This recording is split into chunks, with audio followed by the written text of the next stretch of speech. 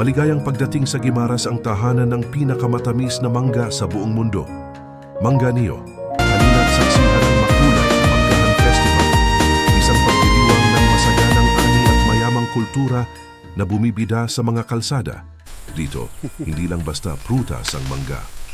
Ito ay simbolo ng sipag at dedikasyon ng ating mga lokal na magsasaka. Mula sa mga basket ng sariwang ani hanggang sa mga masasarap na jams at shakes, matitikman ang tunay na tamis ng isla. Huwag palampasin ang tanyag na Manggahan Eat All You Can, isang hindi malilimutang karanasan para sa mga mahilig sa pagkain. Saksihan din ang mga tradisyon ng mga nagtatagal sa entablado na nagpapakita ng makasaysayang pinagmulan at pagkakakilanlan ng Guimaras.